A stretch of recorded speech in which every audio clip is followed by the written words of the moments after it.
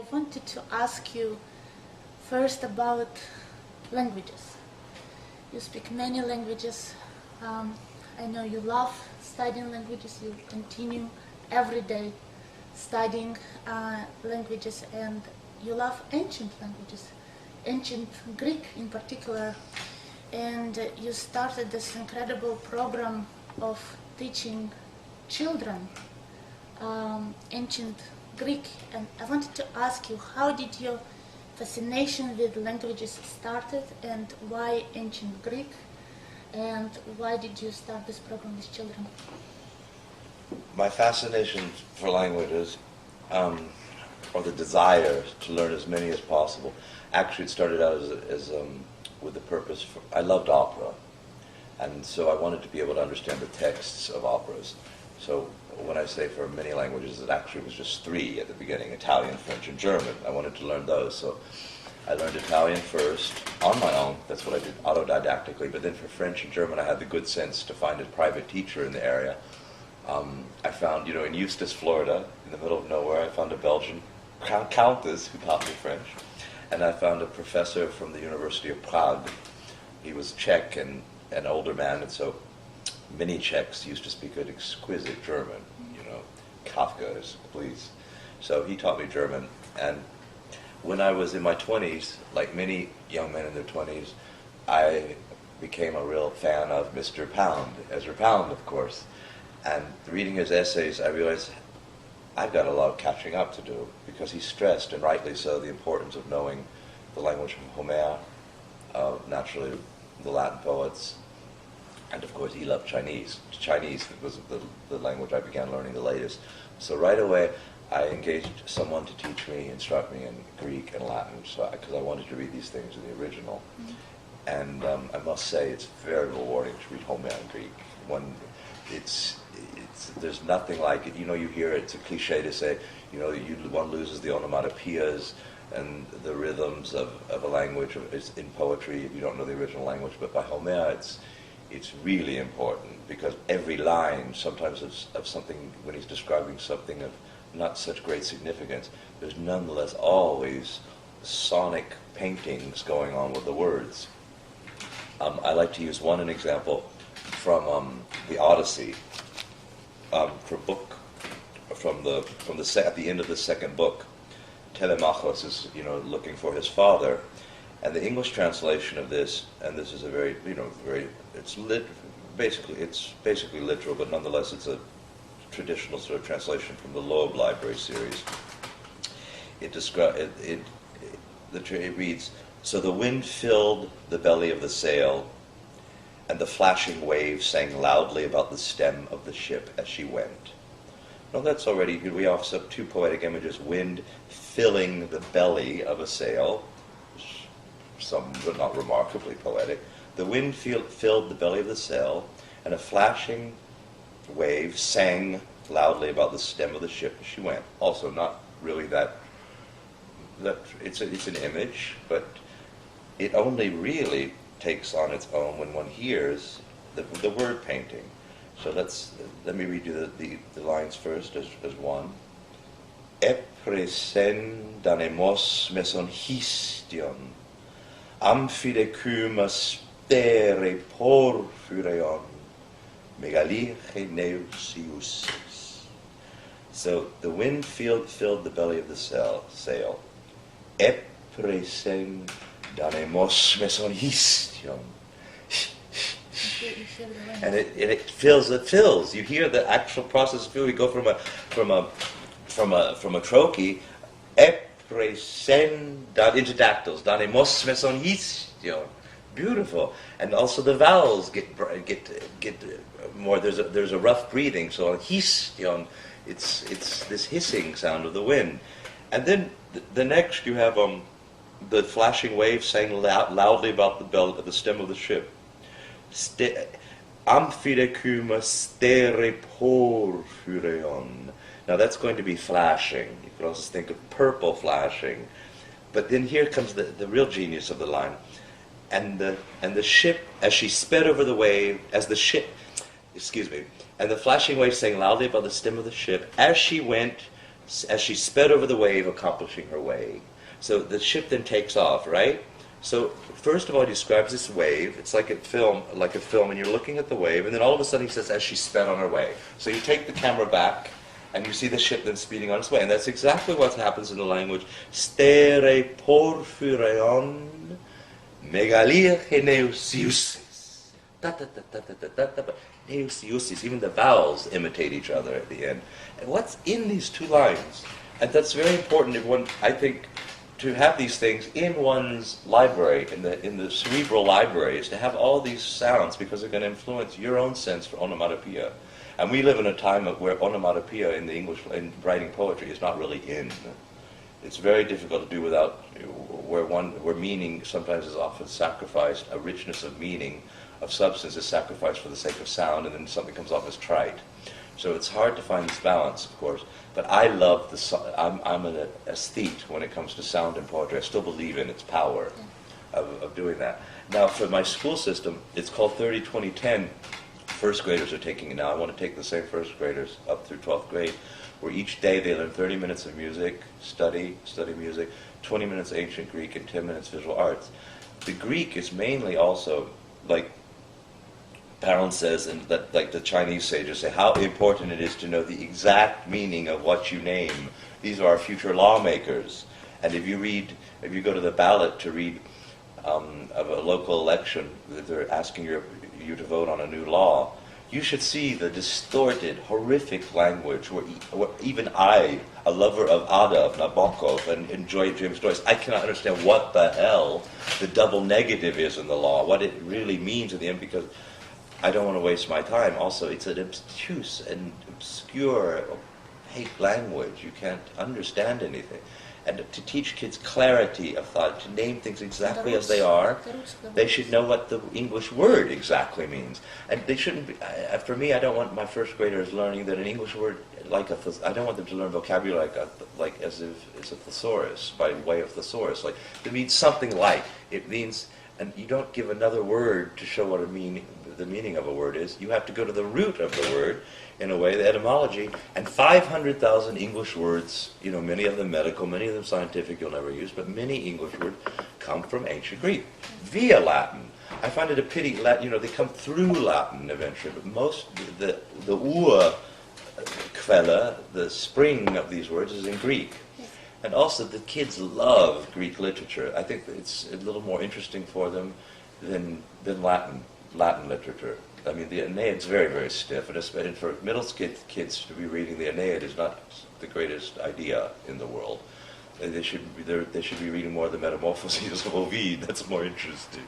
But the kids love to read. We had a presentation. My teacher had the kids do a presentation for their parents around Christmas time, where all the kids played different Greek gods. They love the intrigues and the humanness of the Greek gods, and it's just fascinating for them to pretend to learn the different Greek orders of the architectural orders. So already after a couple of weeks, they could tell the difference between Ionic and a Doric and a Corinthian capital, and they're curious. And the vulnerability and mistakes of the gods.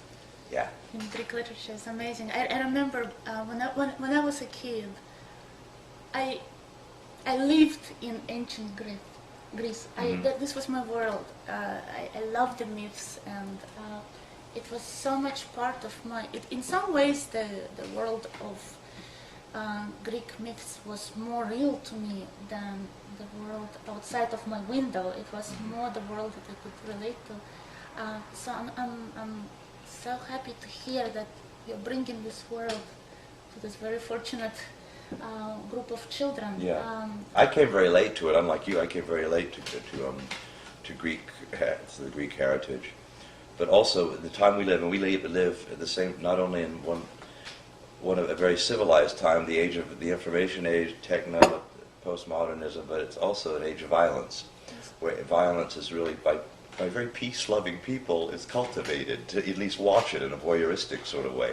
And how relative, the Greeks are very relative to that. You read the Bacchae, my God, now that's violence. It has a lot to say still to our age. Definitely. How do you feel about the classical forms and the use of classical poetic forms in the modern poetry? Do you feel they are relevant? Do you feel they're not relevant? What's your approach? I sort of think like Borges said, he thinks it's harder to write imaginative poetry without a form. And Robert Frost, of course, has famous lines like playing tennis without the net to write free verse. The reason why I did it is I like to write in forms, and I just told you that my first published book for literature period was a collection of elegies where Greek forms, ancient Greek forms are used in English. Greek form is a language that's measured by its quantities usually to determine the rhythm, and I translated that into Agaric sensual system. Book, right? It's that book, The Lady of Greek Origin. Can you say a few words about it? Sure. This is in a larger literary project I'm writing called the Stele. There are 12 characters who are represented by poetic narratives or by novels, and one of them is the so-called Lady of Greek Origin. Although she was born in a small town in Europe, in the United States, she eventually went to Europe. She lost her children in a circumstance similar to Isadora Duncan. All three of them died in the Seine River in Paris. And then her husband divorced her and she became a drug addict. And she wandered around the train stations of Europe, but she was extremely sophisticated. She would carry, just like I read from you from this Loeb Library edition of Homer and Latin, she had Latin and Greek books with her. And I met her and I wanted to see why she had these books, and she actually read them for me, and she could understand perfectly what she was reading. So these books... Is this books from her? No. That kept her alive. Mm-hmm. Literature literally kept her alive. Now people say, oh, well, she might as well have died under the circumstances. Who are we to judge that? Literature kept her alive, and she wrote her own poetry as well. I lifted some lines to use them in poetry, because we're talking about a drug addict now. She was a transient living around in train stations and nonetheless reading in different languages, speaking excellent German. And so she inspired me to write The Lady of Greek Origin, a collection of elegies, but each elegy is from, let's say, represents a different angle of grief. But the whole theme, of course, comes from a line by Menander, the dramatist. The physician of grief for mankind is the word. So, although this word might not have healed her totally, it did keep her alive, the so-called word. And it's written in the form of a 24-hour time clock. It begins at 12 o'clock noon, and it ends at 12 o'clock noon. So there's a poem for every hour, with some intermezzi thrown in. And it was also performed as a one-woman show in Frankfurt and Vienna, where the woman, the Lady of Greek Origin, she wore, black ripped-up dress, and not too ripped up, and high-heeled shoes. And because she was a crack addict, we call those stones in German, Steine. The whole stage was filled with gravel, white gravel, and she made a great sound between poems. She couldn't really do it while you were reciting poems because it was too loud. She would walk around, it would make this horrible crunching sound. And the only other object on stage was a player piano. And between poems, to link them together in the transitions, I recorded a disc version of, on the disc, a Wolfgang Riem piano piece. So it was wonderful it was very eerie to see the piano keys moving and playing between poems, because you realize this is very Greek too. It's fate, this fate playing this woman. And again, in this, because I used Greek forms, and when you use Greek in any forms, I think it helps you, musically speaking, with the sound, because you have certain points, and then when you have certain points that are highlighted, that are going to have an accent, then your mind automatically wants to make them even special, more special by harmonizing vowels together. So, for example, this would be considered almost like purple prose overkill in modern poetry to write a line these days, like Horace did in one of his odes. This is, in English, this translates, as fruitful autumn has poured forth its harvest, and lifeless winter soon returns again. He's describing the seasons. He goes through summer, spring, and then he says, as fruitful autumn has poured forth its harvest, and lifeless winter soon returns again. And in Latin he writes, Pommifer autumnus fruges effuderit, et mox bruma recurit ines. I mean, that's 1, 2, 3, 4, 5, 6 oohs within 2 lines. And that was in my head when I was writing these Greek elegies. And as a musician, we have a good ear for harmonizing vowels together. So at 12 o'clock noon, you have, this is the first poem of the cycle, noon strived blue so violently, earth fell wounded, torn to petals, cerulean tear deducts the beautiful. I dared once to trade to gain such nothingness, but with tears I'm too heavy.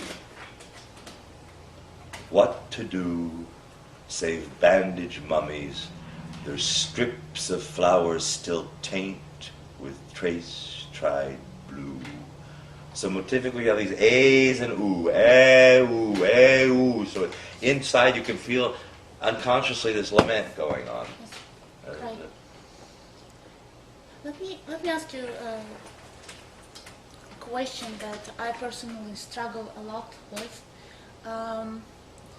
Living a life of a concert pianist who plays all over the world, how do you balance your literary life and your life as a concert pianist? And do you feel that being a writer, being a poet, does it compete with your music? Does it enrich your experience and perception of music as a musician? Is it a struggle, or is it in consonance with each other? It's a factor of time. For me, the creativity comes before the recreativity. So also because of piano, you know what it takes to be a concert pianist. Many people think, you have no idea that you have to start before puberty. There's no example of a concert pianist who started after puberty. We're like gymnasts or ballet dancers. We have to start at 5. So by the time we arrive at 18, 20, we have a facility and a technique. We're learning a repertoire. We're acquiring a big repertoire. Now, even that period, you acquire a very large repertoire. Then you can afford later in life, if you want to do, if you have changes that happen, you can accommodate them much better because you already have the repertoire there. So you can still make a living as a musician, and you can play. As you get older, you get smarter. So the smarter you get as a musician, the less you have to practice. But you still learn a lot of new repertoire. Yeah, but then you can the music, and I'm a good sight reader, so I'm lucky in this respect. It's really a matter of time, doing 2 things, so that you can become not a jack of all trades, but a master of 2 trades. You can these days. I play piano maybe tops 2 hours a day, and that is enough. That is sufficient. Because if I practice too much, I'm going to really despise playing the piano, because it's not my primary interest anymore, because I've been doing it so long. But because we acquire this habit of this high level of professionalism and mastery of piano at an early age, that is the age also where a writer comes into his own. Come on, 30s, 40s. I mean, let's not talk about. I'm talking about serious writing, not journalism. Excuse me, high imaginative fiction. You need life's experiences to 30 or 40. Rimbaud is an exception that he wrote Illumination, etc. when he was very, very young. It comes much later as a writer. So actually, when I was losing my pianistic testosterone, so to speak, I was gaining the literary testosterone, the desire, the will to write, the will and the fantasy. So for me, my day always starts like we talked about last night when we stayed up till 4 a.m. I study my Chinese first and my piano, and then I'm free to write from 6 to 8 hours. You go to the gym first. Gym too. I don't count gym as in eating. That's not interesting.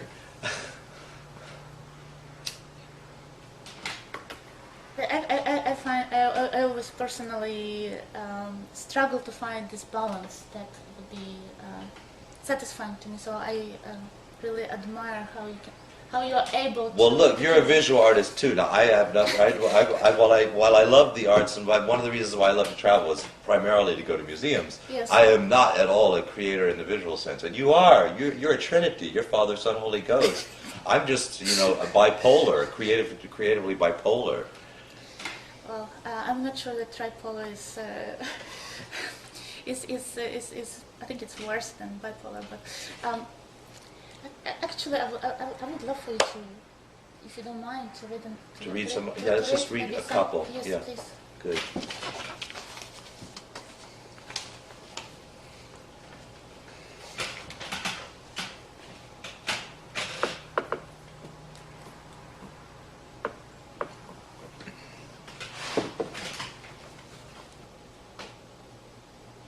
Afternoon in 5:16.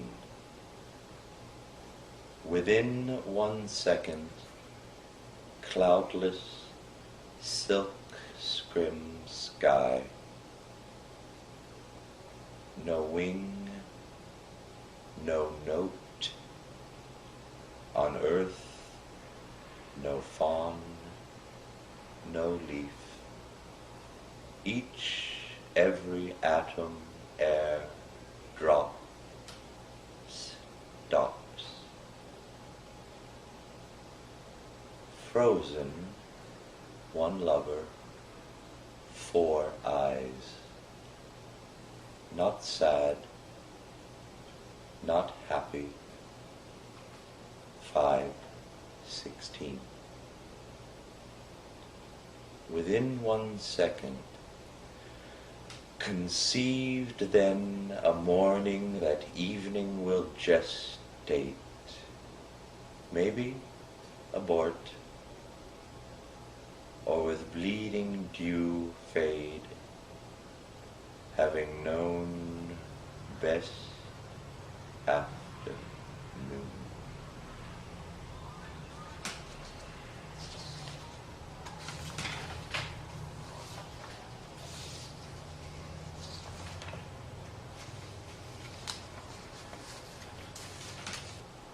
Take me far away from sirens counting just the 20th part of evil one did, from alcohol's antimonies up through cathetered heads fizzing faster, furthers of seltzer that spray paint a 9 to 5 people, sad grown-up girls and boys in best pressed trappings.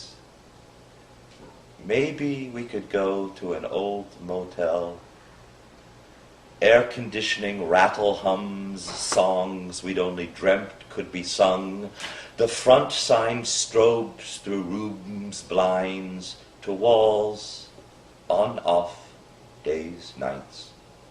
Our calendar, each on, off, day, night. For us, a month, a year. The real would be so far behind. This room must have given up the ghosts ago, but still offers not enough altar-bent beds for just one more times, attired for a Marquess's night on the town. Rain in time to the faucet's leak, we sink in its cigarette-stained china mattress. The coils exchanged for cymbalum strings. And kisses? 1,000 kisses must be then 1,000, 10,000, 100,000, 1,000 kisses. Ut dixit Catullus, 100,000 more kisses that never before had mowed your lips, until, were it not for some last protesting sense, my body would be whole external earth that your fingers, like memory, knead into seasons. Leaves fall in spring, and summer laughs snow, though sun turned in her pink slip centuries ago.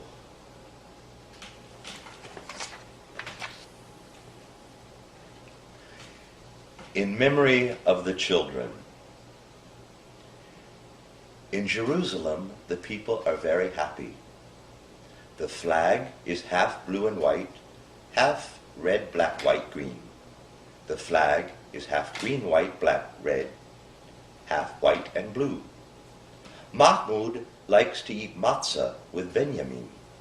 Benjamin likes to eat hummus with Mahmoud. Israeli babysits Palestinian child. Palestinian babysits Israeli child. Palestinian boy kisses Israeli girl. Israeli girl kisses Palestinian boy. Palestinian girl kisses Israeli boy. Israeli boy kisses Palestinian girl. Israeli guard holds Palestinian gun.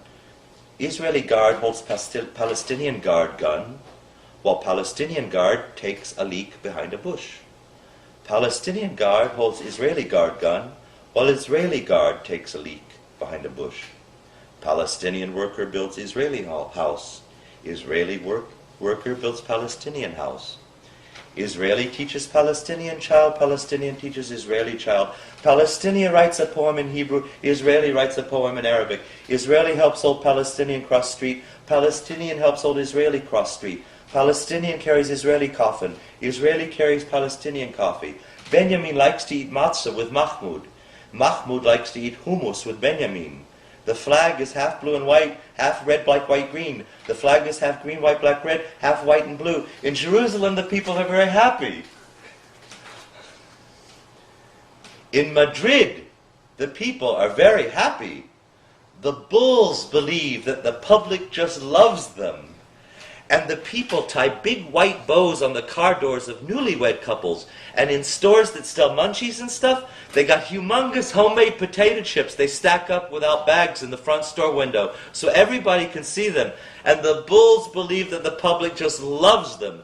And the men wear tight jackets and tight pants and tight shirts. And the women wear mink coats, even if it's hot outside. And everyone who's got gray hair dyes it black with black numero 12.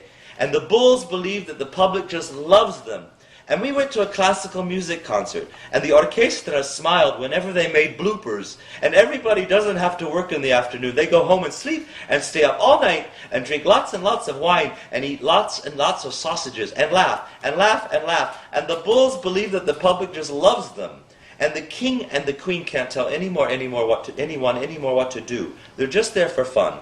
And everybody gets 5 weeks paid vacation, and all the taxis got gold saints on chains that go jingle jingle, and Virgin Mary medals and pictures of Elvis swinging from the rearview mirror, and the bulls believe that the public just loves them. And they got a clown that passes out balloons in front of Planet Hollywood, so they don't hate Americans like they say they do. And they got super big buildings with millions of pretty pictures inside that everybody looks at and smiles. And their favorite is Las Meninas, and it's painted just so the king who's just come in the room can never be able to say what he came in to say. And the people just look and smile, and the painter in the painting just keeps on painting and painting and painting. And the bulls believe that the public just loves them. In Madrid, the people are very happy. That's enough. Do you ever feel like a bull in Madrid when you go on stage? I always say, this is a bull. We're a matador, aren't we? We're matador. We're the matador. Absolutely. It's all very bloody. It can be. Let me ask you this. You strike me as an artist who very much knows what you need in order to accomplish everything you have to give without any compromises. You know, for example, you know you work best at night, so I'm totally the same way, and there is something magical about night. Yes, quiet, open, get rid of the blue, open up the sky, and there it is at night. Yes, so you can wake up at 5 o'clock in the afternoon, work all night, and ignore the rest of the world, which I personally don't understand how the other part of the world can function any other way. I know, but I just read recently by Seneca, a great Stoic philosopher. God, I felt such guilt because he was saying it's so perverse to work at night. It is bad to work at night. It is not natural to work at night. You should only work and be up during the day. That's the only, I love Stoic philosophy, Epictetus, Seneca, and Plotinus, and if Plotinus can be called a Stoic, and Aurelius, but Seneca, whoo, I thought it was a little too judgmental. How are you able to maintain your life as you have it, the way you know it works best, and yet function in the world outside, which doesn't necessarily fit your own world? And because life as a concert pianist can be very demanding, you have to adjust. You have rehearsal in the morning with the orchestra, and you can't tell them that you want to sleep until 5 o'clock. Yeah, then you have to change your rhythm. You have to change your rhythm then.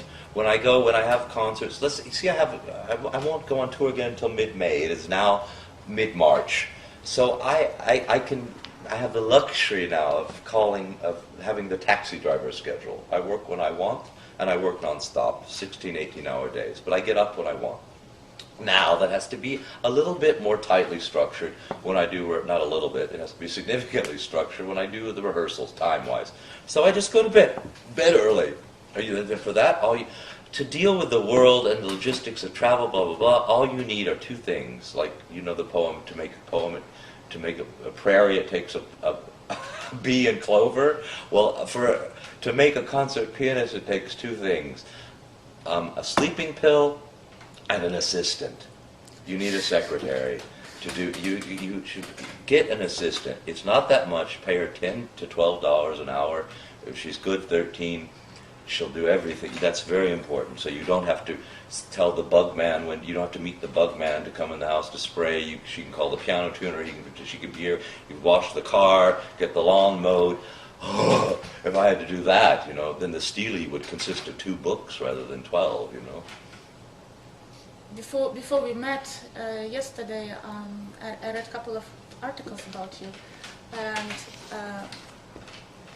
what is often emphasized in press is what considered eccentricities, I suppose.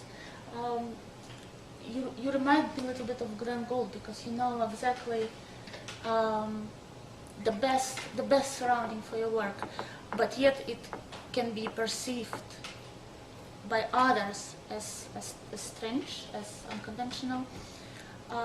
Do you care at how you're being perceived? No, good God, do you? No, but I wanted to find I'm out 48. Look, I have 2 dead sons.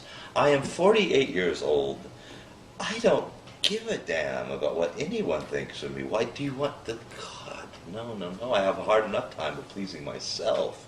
I'm my own worst critic, but... No, I don't care. I mean, look, if I did, I was arrested for drug possession once.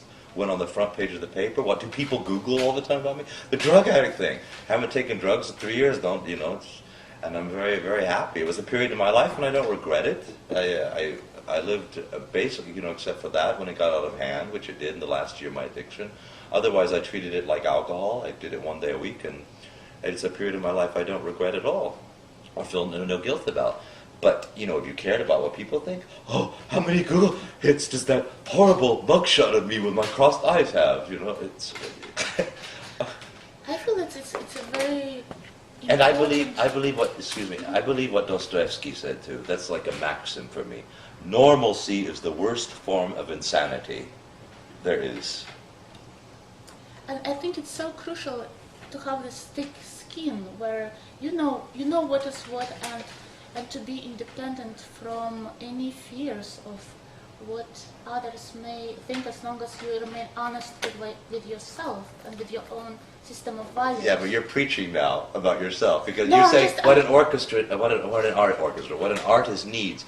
I don't know if every artist needs that. I think there's a lot.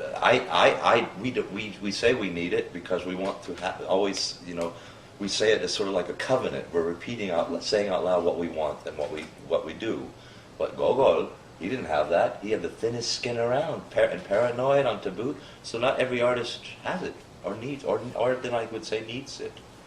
Well, with Gogol, I think, well, he's a special case. And with him, it went in a way. He went almost like a full circle when he became so obsessed with what others thought that he tried to do everything in his power to control it. And some of his later writings are absolutely awful because he was trying to interpret his own work in a completely misunderstood way. To give interpretations of his own writings, and it's one of the most fascinating, in a way, evidences how incredible creator like him, a genius really, can completely misinterpret his own work. Yeah, and Nabokov says in this wonderful biography on Gogol that it's the worst thing, of course, when a writer talks about not only interprets his work, but I would dare say even goes to talk about it. Yeah. My wife, Irene Disha, who's a very well-known writer, she abhors the idea of talking about her writing. And, you know, when I talk about The Lady of Greek Origin, for example, we talk about sonic qualities, what we try to do. That's just the tip top of it. That's okay. That's like party talk. I mean, a party line. It's not delving into, you know, the reason why I wrote this, the associations I thought of when I did, what the structure is of the whole piece. I don't want to. You can't talk about those. People shouldn't know about this. Why? It's a kitchen. Yeah, get out of the kitchen. Yes. And it comes off also sort of.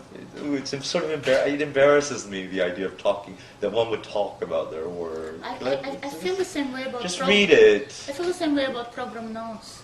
At some point, I just decided I'm not writing program notes. Well, sometimes they're absurd. You know, we're talking about music now, for Yes. a music program, when they write about the first theme is introduced by the violins. It is repeated in the oboe. Do people read this? It's so.